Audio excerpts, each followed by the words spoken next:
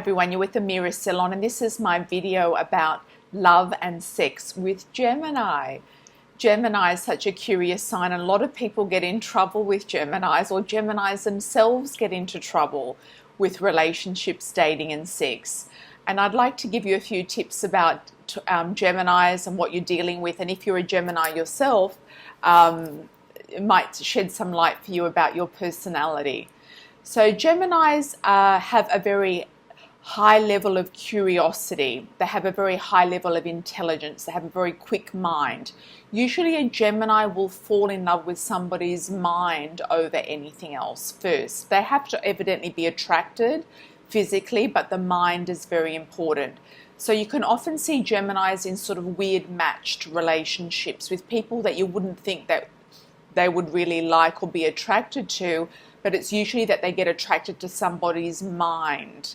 So it could be the young college student who is beautiful and gorgeous, and she has a lot of opportunities, and she ends up, dating somebody who's a lot older than her, and could be a college professor or something like that.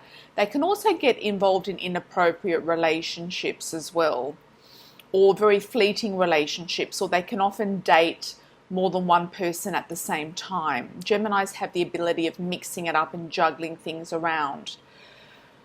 Geminis are not a highly sexual sign, but of course, they will like sex and be involved in sexual relationships. They could get bored easily with sex, or have more of like a mental stimulation going on around their sexual practices. They could talk a lot also during sex as well. The thing I've noticed about Gemini, the underlying fact with them, is that they're often very insecure. This insecurity can be kind of charming and cute, but it could make the actual Gemini feel a little vulnerable at times. So a lot of Geminis can get a little psycho with their exes or with somebody who might have left them. They could stalk them and things like that. Geminis do have kind of like an underlying thing of insecurity. The insecurity can be playful as well. It can be intriguing. It can be also charming. It just depends on how it comes across and what it looks like, and how it plays out in a relationship. But that's always a good thing to know about that. So Geminis will play mind games at times, or some Geminis will. So it's always good to know if they are playing a mind game. It could be because they are insecure about something and they like to feel like they've got control and power over a situation. So that's very important to know. Geminis basically are very charming. A Gemini man can be very, very charming. He can be very in touch with feminine things and feminine issues. And some Geminis are kind of a little alternative looking. I've known there's some Geminis in the media who wear makeup, who look a little alternative, who look a little different, for example. And Gemini women can be also very fickle. A lot of Geminis don't like being tied down.